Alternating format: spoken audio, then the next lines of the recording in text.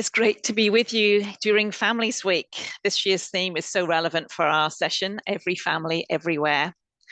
I'd like to begin by acknowledging the traditional custodians of the land that we meet on today, the Gadigal, and pay my respects to elders past, present, and emerging. I also extend that respect to any Aboriginal or Torres Strait Islanders joining us here today. My own reflection is that we had Mother's Day on Sunday, a day of joy for some and for others a day of immense grief. I take this time to think about mothers involved in the child protection system who were separated from their children on that day, especially the significant overrepresentation of First Nations mothers. So today we are here to launch FAM's Advocacy Platform in preparation for the 2027 election. What if the smartest dollar was spent earlier? As you know, that despite our ongoing lobbying and advocacy over many years, when budgets are decided, the early intervention sector is consistently left behind. There has been no new investment except CPI, which just really keeps the doors open for over 15 years. I think it's getting close to 20. Our sector is literally treading water. So how did we develop this new platform? This is where our good friends Mel and Mark from Lumenia come in. We've been working together to develop something new and innovative, and you will hear more from them later. To ensure our advocacy was guided by the aspirations and outcomes envisioned by you, our sector, we've been consulting widely and asking lots of questions. Our vision tree activity at the last FAMS conference was the starting point and provided our overarching advocacy focus. We call for policy and practice settings that scale early intervention and prevention efforts so families are reached sooner before challenges escalate. That we strengthen and sustain the workforce by investing in people and organizations delivering trusted relational support. FAMS then spent time asking our parliamentary colleagues, how can we move forward from supportive statements, which were easy to get, to action, which is much more difficult? We did a lot of market research. It was made very clear that financial interpretations or economic modeling is key to decision makers in government. That is why, with the incredible expertise of Lumenia, we have developed a new future-focused analysis of existing economic models, including DCJ's own analysis and DCJ's benefits database.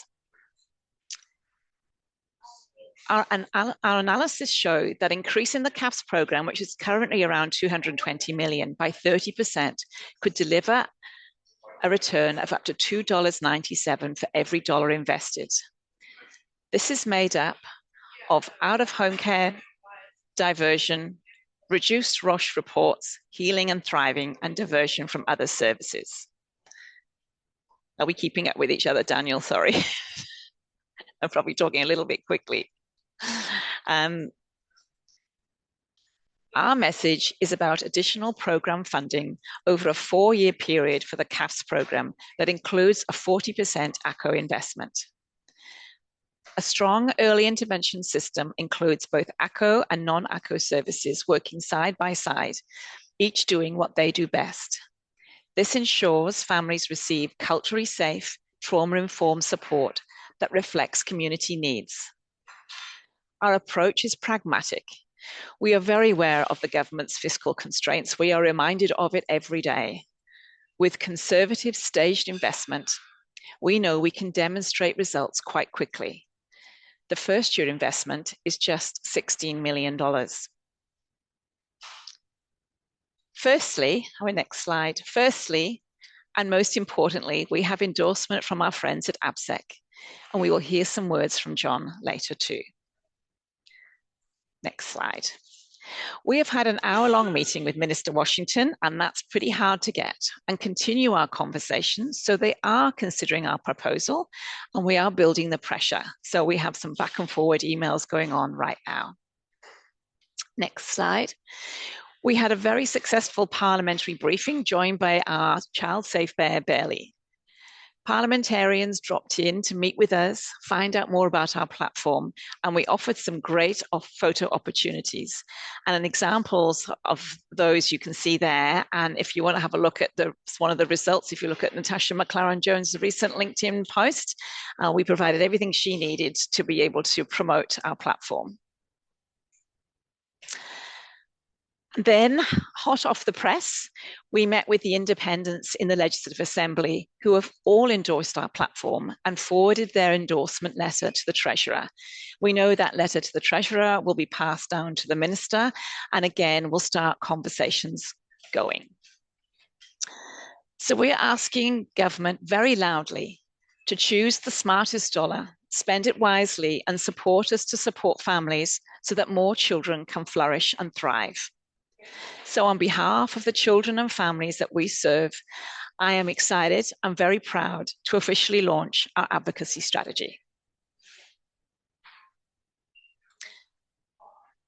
Thank you, Susan. That was a good intro. Apologies for a bit of a mix-up with the slides early on. But yeah, if you look on our website, you'll see that we have engaged a large number of MPs before and following the briefing that we had in Parliament. And now we're just going to head into a bit of a panel discussion with Susan, obviously our CEO here at FAMS. We're very privileged to have John, CEO of AbSec, join us, as well as Melissa and Mark from Lumenia, who've really partnered with us on this journey. So I'm going to ask them a few questions each, and then after that, there'll be a bit of time for questions. And I know there's, quite an intimate group here, so feel free as well as you go along, type questions in the chat if there's something that you really want answered, and we'll do our best to, get to them. This is the question panel on Menti, by the way, if anyone would like to throw them up there, and we'll monitor that. But just to kick us off, Mark and Mel, could you tell us a little bit about what you've modeled? Thanks, Daniel. Absolutely. And lovely to see a number of familiar faces on the line. It's great to have you all here. As Susan said, Lumenia had the privilege of walking alongside FAMS in supporting the development of some of the materials that underpin their advocacy, which we'll be talking about today. Susan shared earlier that beautiful image from the session that we ran at the conference late last year, where we really sought voices from across the sector to understand the outcomes that you see as important outcomes that support and demonstrate the impact of your work. We were conscious throughout the design of the approach to this modelling that this was future focused, that we wanted this to really draw on the best practice evidence that existed across Australia, and to build on that by demonstrating the potential that could be garnered through having a better investment in earlier supports for families and children. We've also, Lumenia has had the privilege of walking alongside AbSec in some similar modelling, which I'm sure John might touch on shortly. And so we were able to build on the voices of ACOs that we heard through that process alongside the voices of mainstream providers and community members to develop a model that represents their aspirations as well and really helps to shift the reinvest and to shift that investment from crisis response to earlier supports for families and children. The image that you saw with the vision tree was a component of that work and shaped some of the outcomes that we've integrated into our model. We've drawn on that evidence base. There's quite a wealth of evidence out there on individual programs and their impacts. We drew on both those individual program analyses alongside some meta-analysis that exists within the literature base. And Mark will talk a little bit more about what we modelled and how we did that. But really it was by building on best practice evidence and by utilising the voices of the sector to develop a future forward-facing model that demonstrates the impact of earlier returns. Sorry, my computer is telling me that I'm on mute, but I hope you can all hear me. We can. Okay, great. So with that, Mark, did you want to talk a little bit just about around the specifics of the modelling for those on the line who might be interested? Sure. Thank you, Mel, and hello everyone. Mark Galvin from Lumenia. Thank you for your time this afternoon, and I'm really privileged to work alongside FAMS on this important important work to support the advocacy platform. The results of the modelling are on the screen, but I'll talk you through a little bit of the way we went about it in terms of the methodology. So what the economic model considers the costs and the social and economic returns of an expanded community and family support program, which, as was explained, includes a 30% uplift and a shift in funding towards ACO services. So the model is shaped by the aspirations of key stakeholders and the existing evidence base, as Mel referred to, and the input we had from the FAMS conference. In economic modelling, it's important that we apply conservative assumptions, and that's what we've done. And those assumptions are based on a range of different evidence points, both in the literature and from what we've heard from community.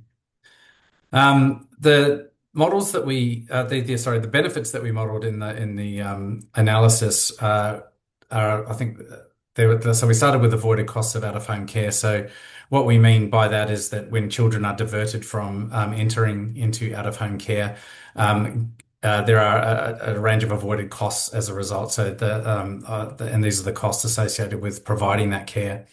And they are about $300,000 a year per child, and obviously they range to higher and lower amounts than that.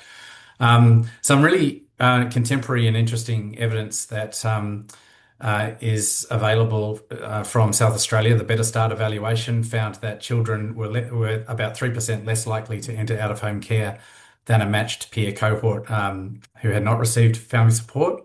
And our own analysis in collaboration with Deakin University and the ACU finds that for every 10% increase in spending on family support, it tends to be followed by a 4% reduction in entries to out-of-home care in the following year. So that's a national result. So these are the sorts of more contemporary evidence that we've drawn on for our assumptions around diverting children from out-of-home care.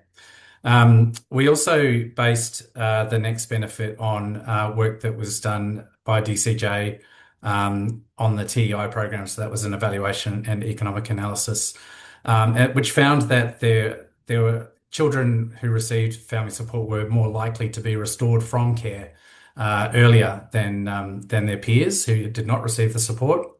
And so that was fed into our modelling as well. And obviously, there's a lot of avoided costs in ROSH reports as well. So this is the risk of serious harm reports that DCJ receive, and good family support services can mean that a lot of those reports don't happen. Another benefit, which is what we call a non-financial benefit, is healing and thriving. So this is kind of best described as a individual well-being measure, and it describes things like reduced pain and suffering from trauma, strength in culture, cultural connection, thriving communities and families. And we value that based on evidence in the literature internationally and in Australia that wellbeing gains are made, particularly where we are providing strong culturally centred healing services via ACOs. We're also interested in long-term avoided costs of crisis intervention. So children who receive and families who received good family support services are less likely to interact with police and justice, acute mental health services, alcohol and drug services, and specialised education supports. So again, we've modelled some avoided costs to that broader government landscape as well. And so the results indicate that for every dollar spent on this future scenario of the CAFS program, delivers $2.83. Delivers $2.83. Let me get that out. In social and economic benefits. So I'll probably just pause there, Mel. Awesome. Mel, did you have anything you wanted to add to that? No, I'm Conversation? interested in hearing from John in a moment. Yeah. I think one of the things that struck us in undertaking this work is the wealth of evidence base that exists for earlier supports and providing early interventions and support for families. There's a clear need within the community, and there's a well-established evidence base around that need. And there's also strong programs, and particularly Aboriginal-led programs delivering services with strong outcomes for communities. So some of the challenges that I think we're facing as a sector, and I'm interested in having this conversation with everyone on the line today too, is around getting that traction for that messaging and meaningfully shifting the investment profile that we see. We continue to have a focus on crisis response, particularly within the child and family system. And I think, the wealth of evidence really highlights that actually that isn't where our money is best spent. We are often demonstrating fairly poor outcomes for the children and young people that we're serving when they are entering care. And we could more meaningfully disrupt the trajectory by rebalancing our investment. So I'm interested in hearing from everyone on the line today as we continue the conversation on your thoughts on how we best get this message out there. And I know, Susan, you've had some excellent engagement, which you were just describing, with ministers and with opposition and independents to help to buy that political buy-in and get that traction. And I'd love to hear from John as well, but I don't want to foreshadow your next question to John, Daniel. Oh, that's okay. No, it's a great conversation starter, Mel. And I think it really resonates. With some of the conversations you've alluded to that we've had with MPs. I think it's been great to even raise awareness, because I think sometimes there's been a surprise around just the disproportionate spending that's happening on the crisis and more acute services. Not to say that those are not important, but I think we've even had MPs say to us that they're surprised because they've read reviews recommending great investment in early intervention, and they're surprised it hasn't happened. So I think it really resonates, and it's raised that awareness that hasn't happened yet. The action hasn't followed a lot of our recommendations. So it's been a great platform for us to have that conversation, which leads us to that next question for John, really, which is that this analysis does expand on existing work. It expands on work that's been done by AbSec themselves around that increased funding and that need for an ACO uplift. John, you've agreed to endorse our approach. What's led AbSec to take that decision? Absolutely. We're proud to endorse FAMS's platform, given, I think, just reflecting on those sentiments from Mel, that there is a wealth of evidence that the sectors and the sector more broadly and the peaks have continually highlighted the need for greater investment through early interventions. And in fact, we've been talking about this every year since we've been in the role. But and I think even the Treasurer himself at one of another peak's breakfasts spoke about, was open to the opportunity to understanding what is an economic model to assist the government in redirecting that investment. And it's great to see that FAMS has done this in partnership with Lumenia to be able to design and provide some modelling for them to no longer say, well, what's the way forward and how and why should we do this? I think AbSec has also worked with Lumenia through who drafted the economic and social return on investment into families, which continued to highlight and acknowledge that investments into families sooner than later provide avoidable costs and benefits back to communities, to families, and to governments fundamentally.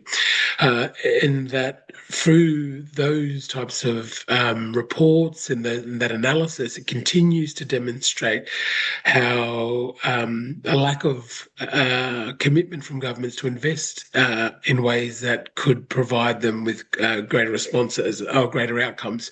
And so I think what we already know to be true is what so I'm so hopeful about this platform, and was easy for us to commit to because it reinforces what we've already been asking for quite some time, is to invest in the families sooner than later, to understand that early interventions are probably one of the most critical points for addressing closing the gap targets, in particular the reduction of 45%, the target 12 of closing the gap.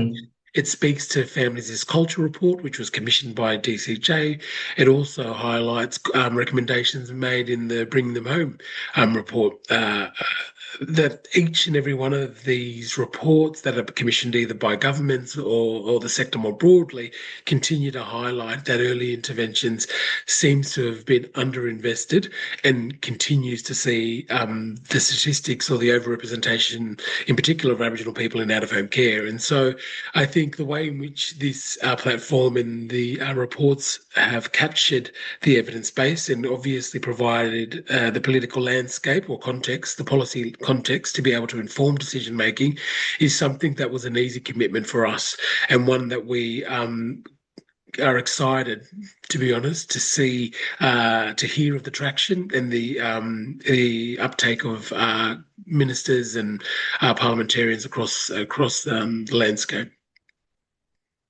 Thank you, John. That was such a beautiful part of the conversation, and we are so honored to have you being part of this journey. And I picked up as well about your sort of use of the word hope, and that was a big part of the conference and the vision tree leading up to this. And I think it's a nice sort of circle back to what we're really talking about here is trying to inject a bit of hope into our sector, and more importantly, for the families and the children and the communities that our sector touches. So yeah, thank you, John. That's such a great insight, and we really appreciate your support. Susan, I've got a question for you, if that's okay. You've told us a little bit about all the people that we've been meeting, and how we got here. Yeah. And I guess the question is, having met all these MPs and decision makers and yeah, what's been the learning from this experience? What have you picked up along the way?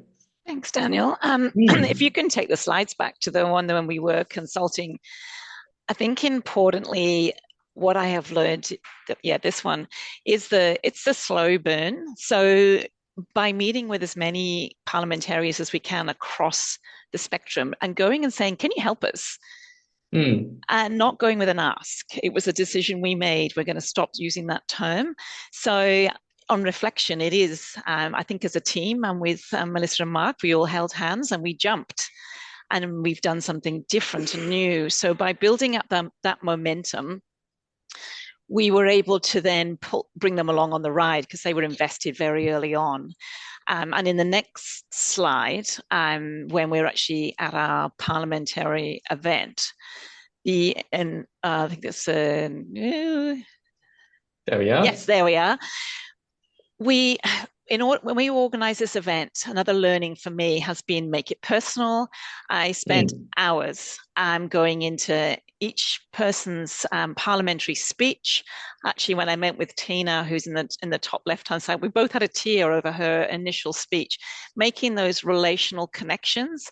And then by having a parliamentary event where people dropped in, they weren't confronted with the fact that if I walk in, I've got to be there for an hour. They knew they could just drop in, have a quick conversation. We had, as you can see, props everywhere for them to create their own photo opportunities. So this is new and exciting. But most importantly, it's the maths, it's the numbers, it's the talk of the town in terms of the language we learned yesterday when meeting with DCJ, the chief economist, is evaluation and valuation. So importantly for us as a sector, we are collecting data.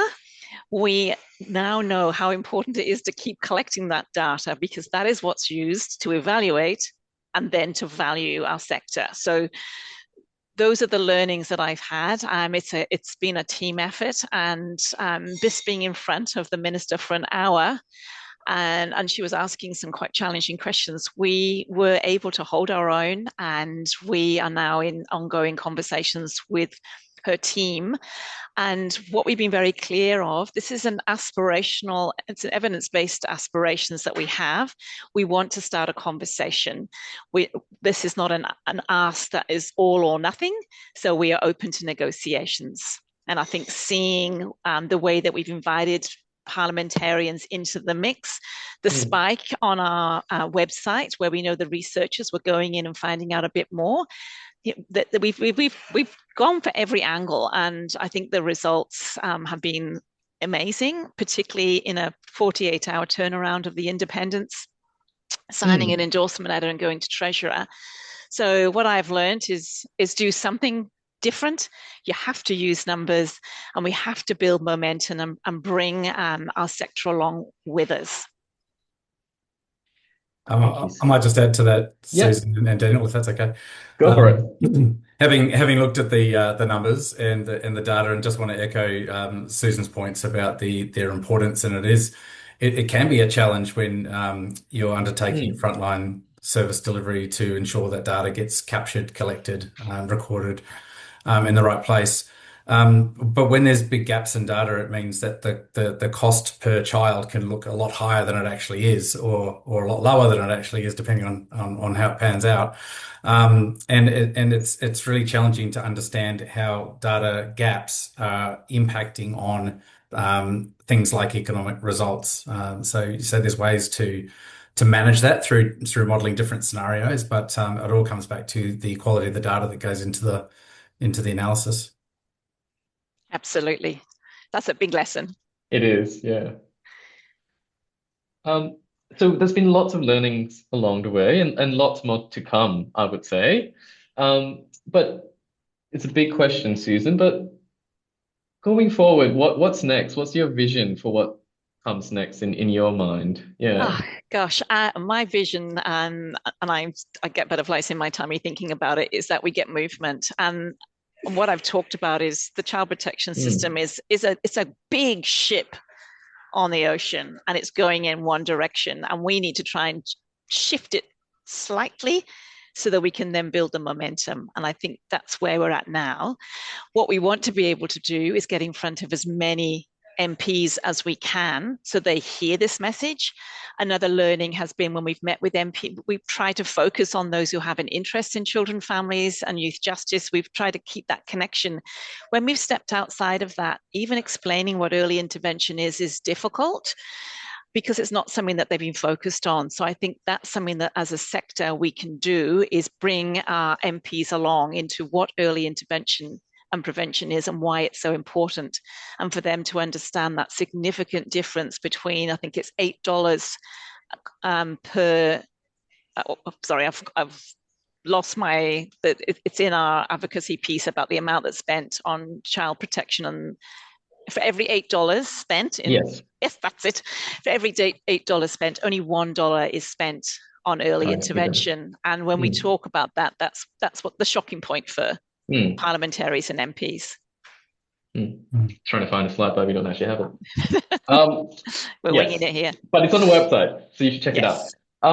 Look, I'm conscious that we have such a wealth of expertise here, and only,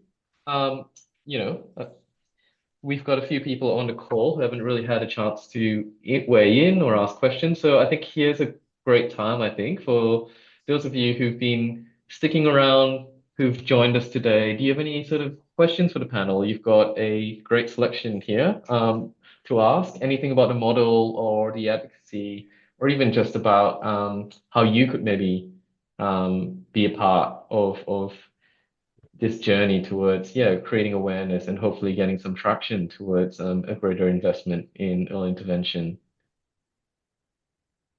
And if you're feeling a bit shy in terms of speaking out, there is also the Menti, but also there's the chat function here on Zoom. So if you'd like to use that instead, that is all fine, and we would be happy to hear from you regardless. So yeah, happy to throw to anyone who's feeling brave, curious, confused, anything really.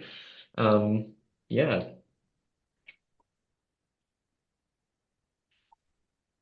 Happy to jump in. I'm Jane from Mara's Community.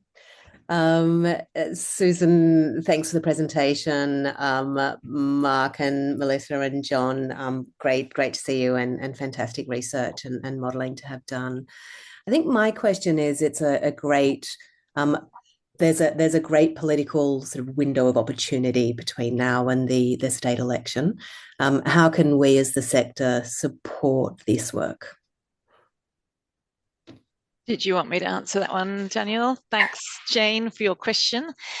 Importantly for us, this is why we've started early, is to be able to provide resources for the sector and some key sort of elevator pitch messages when you get in front of MPs, I would be encouraging everyone to invite their local MP to their service to talk about this message.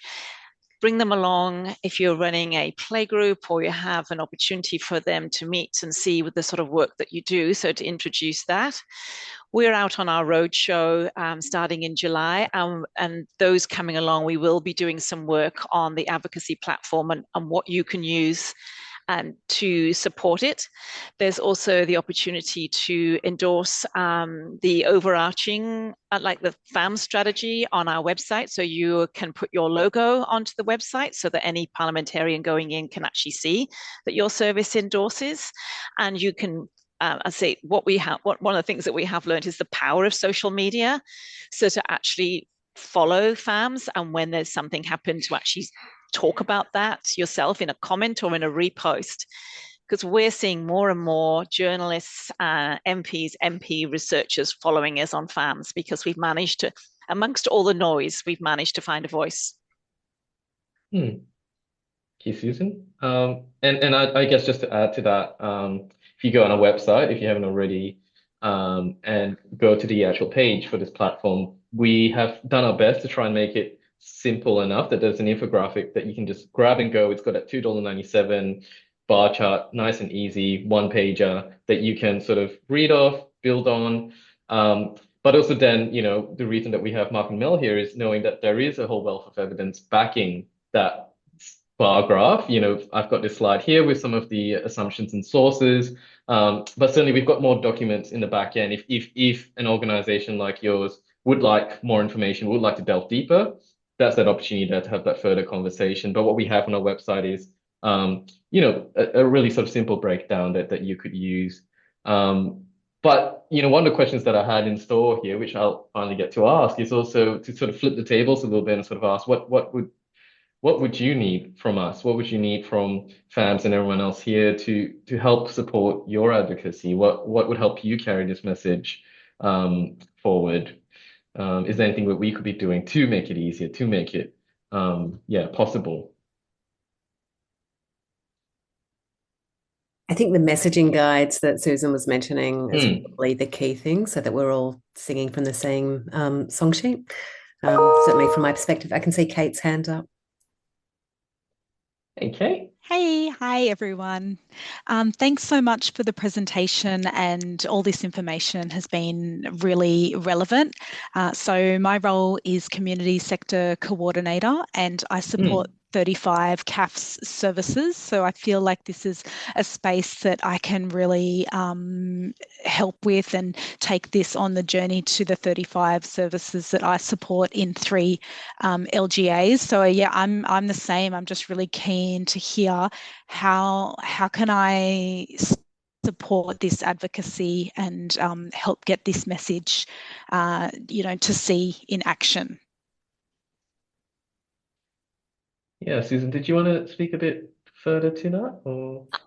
Kate, thank you so much for your kind words. I think most importantly, keep an eye out on our newsletters, on our socials, so that we're constantly reflecting and moving and changing and updating, so that you can see where we're at. And yeah, if you need some or have some questions, please get in contact with us. But definitely, as we go out on our roadshow across the state, we will be ensuring that we update everybody on the platform and provide resources for you to take away with you on the day. I can see this question from Jackie, but yeah, as just before we dive into that, as Susan's mentioned, as you can see, the map's up. We're heading across New South Wales. Our hope is, as well as we go along and meet with service providers across the regions as well, that we're going to have that conversation more in depth around how we can also take somewhat of a place-based approach to spreading the word and supporting everyone to spread the word about this amazing piece that we've got. Jackie. Oh yeah, hi. Sorry, I just wanted to say congratulations. It's fantastic to see the work that you've done, and I know it's something that a lot of people in the sector have been asking for, so that's really great work. We really look forward to seeing how it goes and helping out. Thanks. Thank you. Thank you. I was just going to add that at each roadshow we will be inviting the local district MPs along to meet with the sector as well. I was just going to add to some of the conversation that we've had so far around how we can collaboratively create traction. It's interesting looking across jurisdictions, and Mark and I have the fortune of working in other states and territories as well. Some of the jurisdictions, like for instance in Queensland, where they've developed an allied peak body sort of network to advocate for investment in earlier supports and prevention, I think are gaining traction just because of the momentum that sits around having multiple voices and multiple sector advocates. And I'd like to call out John and AbSec and the work that you've been doing to advocate in this space for a long time. And it's great to see collaboration with FAMs alongside you and elevating some of that messaging. I wondered, John, if you wanted to comment at all on what you found has worked well to create buy-in, and your ideas on how to best get traction for some of this, beyond having all of us singing from that same song sheet and trying to draw on the evidence base. What do you think would work to help create that change and momentum? I don't know if well, beyond what we're already doing in terms of sharing that message and understanding it, potentially looking at how these things are uniquely impacting Aboriginal children and families, and how they can inform conversations with local members, even having conversations with organisations for them to understand those commitments, closing the gap, and its in its structure or its governance and the priority reforms are part of a conversation about bringing the sector together, but also understanding what's driving that policy context, because I think some people might miss those parts. And so those reflections I had noted, the Bring Them Home report, Families is Culture, Closing the Gap. I think we can't assume that people understand what's driving the overrepresentation, but why are we calling for investment to disrupt these cycles or the impacts of issues that are impacting children and families? And so I think the more that we can have conversations about those types of things, and the more information that's been shared, I think will enable people to be able to cooperate, but also have personal buy-in, right? And understand that we've all got an opportunity to influence. And so just to deepen that understanding is something that I'd really I'm open and welcome that type of conversation with many of the organisations, individuals, but our sector more broadly, and even Treasury. Government are probably the key players to understanding what's behind the numbers and contextualising that in ways that actually matters for the lives of people that are most vulnerable. And so I think the way in which this document and the platform have articulated it and provided them the evidence and the modelling it's an initial step for them to understand how we can go about having a real impact on those families, really. But that's probably what I would say, Mel. Just also appreciating that not everybody's on social media or online or likes to read newspapers. Good point. And that a simple yarn, fundamentally relational-based approach to the way that we do and the way that we operate is really reflective of Aboriginal ways of knowing, being, and doing. And so, continuing to share that living experience with the sector can only enrich our responses to the community in which we serve. And so, appreciate the question. And thanks, Mel. I could just build on that, John, and telling the stories is so important. The economic modelling is really just a tool to tell a story, and the story are the experiences of families on the ground that receive family support and the outcomes that are being achieved. And skeptics might say that there's mixed results when it comes to economic analysis on family support, and to some extent that's true, but you can't take the results on face value, because the result that we achieved with this modelling sits comfortably within BCR, benefit cost ratios that are out there and publicly available. It's important that you look what's underneath those BCRs, what benefits were included, what benefits were excluded. I guess my cautionary tale is not to take the BCRs that you see out there at face value without doing a little bit of your own interrogation. And I think to your point, John, ultimately that's one way of winning the hearts and minds of people who speak in that language, but we also need to be promoting the stories and the voices of families who are experiencing our service systems, and who themselves would like to see the service system rebalanced to better meet community needs. Yes, Mel, and what we found is the numbers have opened the door to a conversation. Without the numbers, I don't think the doors would have opened. Yes, but thank you, John. That's such great wisdom to remind us that it still needs to be grounded in relationship, and just having a yarn. You know, that's so important as well. It's fundamental to the work that we do from bottom up, really. So yeah, it's such a pivotal reminder. Julie, I'm conscious you've had your hand up and been waiting very patiently. So thank you. That's all right. Yeah, I just wanted to say excellent initiative, Susan and the team. I've thought for a long time, at some point, the sector, probably about 30 years ago, maybe longer, stopped actually doing the political advocacy that they used to do back in the 70s and 80s, where a lot of our organisations, including the one I work for, were really ground up from local member relationships.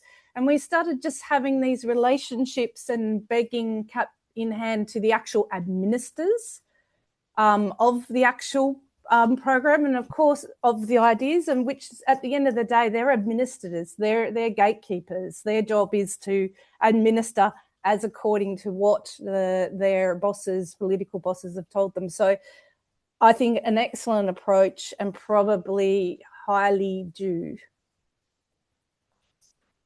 Oh, Thanks, Julie.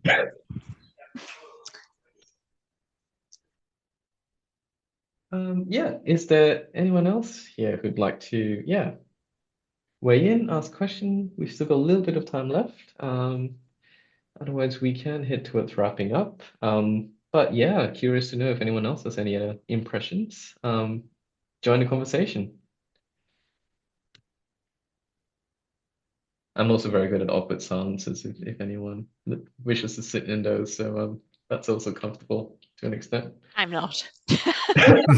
Susan, I wonder, just one other thought that I have from a FAMS, collaboration perspective, if you want to comment at all on the work that obviously you've worked in partnership with AbSec. I wondered if you wanted to share anything more about your engagement with other peak bodies and, the alignment of the advocacy ask.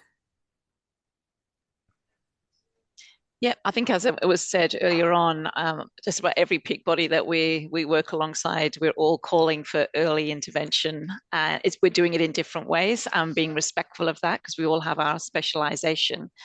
But overall, we all are on the same message and we support each other with our specific messages that we have. For example, we're supporting AbSec's advocacy, we're supporting Youth Action's advocacy, and we're rejoining with NCOS on theirs and our colleagues at LCSA as well. Yeah, great question, Mel, and thanks, Susan. I think that's probably the flow of questions today, so I think we're good to wrap up. Obviously, this will be recorded, so some of you might be watching this in sometime in the future, hopefully early enough to get on board with this initiative. As I've mentioned before, and there's links everywhere, but one of the key things is that we are doing our roadshow. We'll be out across New South Wales. As Susan's mentioned, keep an eye on our socials. If you haven't signed up for our wrap, our newsletter, please do, because there'll be more information about how you can be part of this initiative. And as I've said before as well, we really want to work with everyone across the board in making this possible. That includes if you need some support or you'd like to have a further conversation on how we can support you to be part of this, we'd love to, talk and see what we can make happen.